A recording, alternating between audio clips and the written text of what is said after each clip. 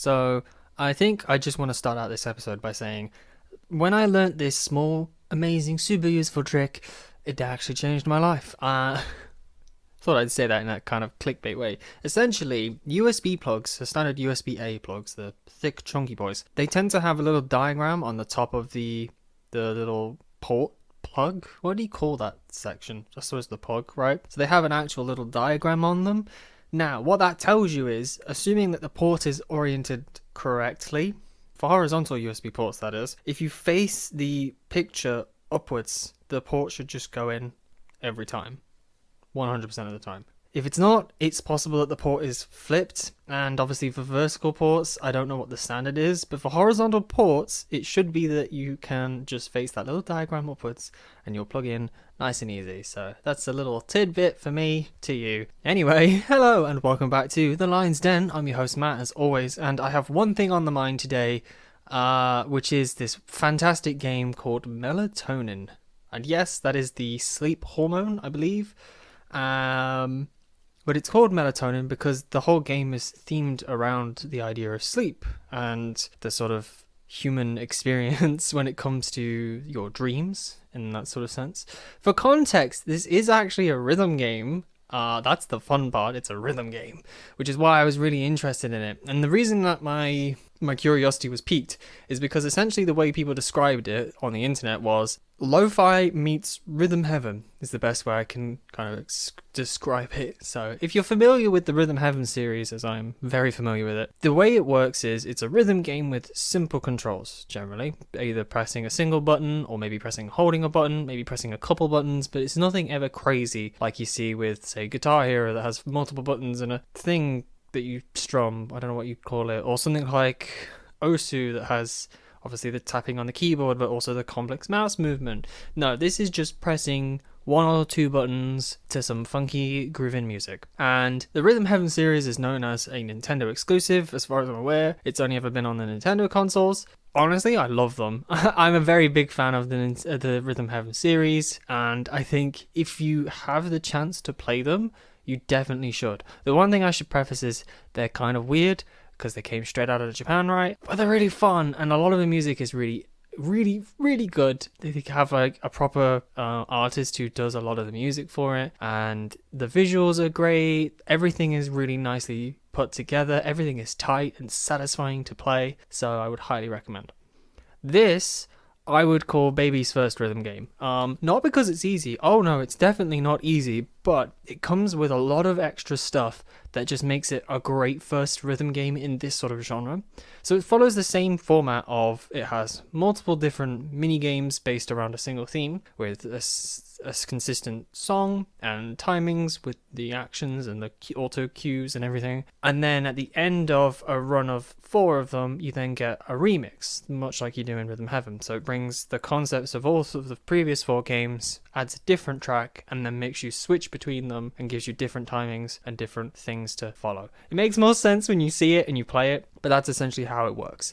So I think it's the greatest thing since sliced bread. No, I'm kidding. It's a really great starting point for people who haven't played rhythm games because it actually does really well in explaining to you how rhythm games work, but not explicitly. So the first thing it does is every rhythm game has a tutorial. This is the same in a lot of other rhythm games until you get into the later stages where they don't need to explain to you how it works. But each one gives you a nice explanation of the audio cues and what buttons to press. It also gives you a metronome and an on-screen visualizer of how to time it. And then it just lets you launch off into the game and off you go. What's really nice, which I haven't played around with because I'm a seasoned veteran when it comes to rhythm games, but I can imagine are very useful for other people, is you can keep the visual aid and you can also keep the auditory aid with the metronome just to help you if you are not familiar with it or if you're struggling with the timings or if you don't know quite how it works. There are tons of features in it to just kind of help settle you into how rhythm games work. I think I talked about this a while back, is that when you play a new genre of video game, there are probably a lot of established ground rules that you don't understand until you've played a couple of them. So it's really nice that this one walks you through some of those ground rules really nicely. I'd also have to say as well is that It's difficult, but not overly so. For me, obviously, having played multiple rhythm games beforehand, when I played everything on normal difficulty, because there are two, which is nice, everything on normal difficulty seems challenging, but not overwhelming. And that is perfect. That is the correct balance you want for new people and for people who've come in like me, having already played rhythm games. The hard mode, phenomenal. It's a nice bump up that may scare off people who haven't done it before, but the good thing is there's a normal mode, so you can just ignore it. But for people like me who really enjoy it, it's a great challenge, a nice step up. Oh, I bugged out then. I said up twice. That wasn't the recording, that was me.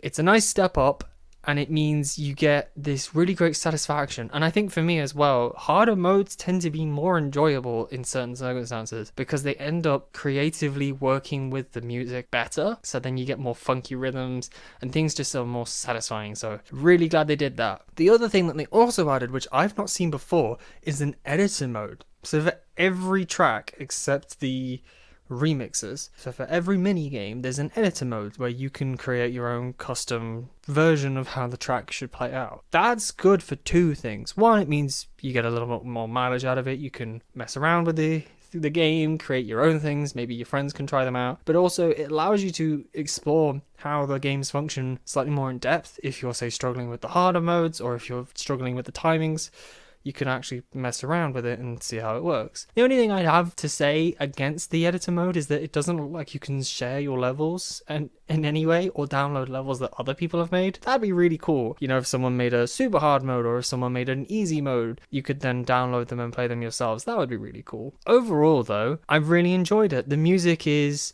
relaxing, yet also has that signature rhythm game twinge to it, which gets you focused and gets you flowing, which is really good. The audio cues are on point. There are a lot of the games that I've gone with. I think in theory, I've thought about this because I do. I think in theory, every single game can be played blindfolded, which is a really weird thing to think about. But for people who know Rhythm Heaven, you can play everything blindfolded because it's just pressing buttons. All you're doing is listening for auditory clues to tell you what to do and when to do it. With this game, they introduce left and right actions is the best way I can describe it. So like there's one level where you're catching stuff falling from the sky and it either falls on the left or the right hand side, or sometimes on both sides. But the way they've designed the audio and the audio cues is perfect because in this one specifically, the audio is panned hard left or hard right to tell you which way it's going. Now, when you're looking at it, obviously you can see where it's going, so that's fine. You just listen to the beat to get the timing right, and then you visually look to see where it's going. But having that auditory cue is just another subconscious layer that tells you, yeah, it's going this way, so I know which one to press. And obviously my brain then said, ooh, in theory, you could then play it blindfolded and just listen to the audio cues.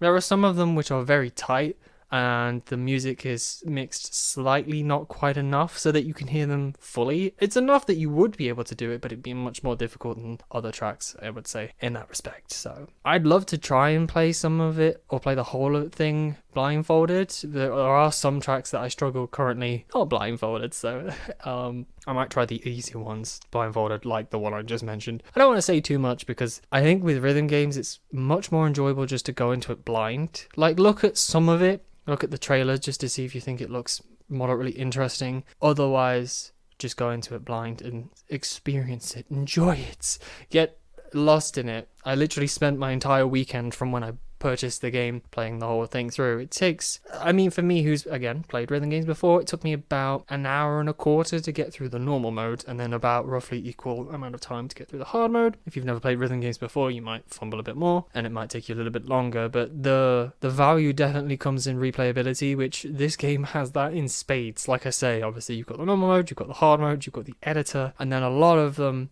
you just kind of want to replay because it either gets stuck in your head, as it has been for me, it's been stuck in my head all week, or you just want that challenge. I think that's the great part about it is you can go as far as you want with it. You can, just play it casually, or you can play it hardcore, but either way, it's a great time, and I would highly recommend. And plus, it's only £13, which is great. That's a very cheap game these days. Would recommend. Plus, if it comes on sale, that's also great. The funny thing is, it's released on Steam and it's released on Switch, so it's technically the Rhythm Heaven Switch game that hasn't been announced yet. Fingers crossed, we have a direct today as I'm recording this, so we might get another Rhythm Heaven game, and if we do, I will be pre-ordering that as soon as possible. So anyway, I hope you've all enjoyed listening, and I hope you convinced you to go and buy this game, because it's really nice. I've not had a game where I've had absolutely really no significant problems with it. It's just enjoyable and fun. So anyway, I hope you've all had a great week, and I'll see you all next week. Bye!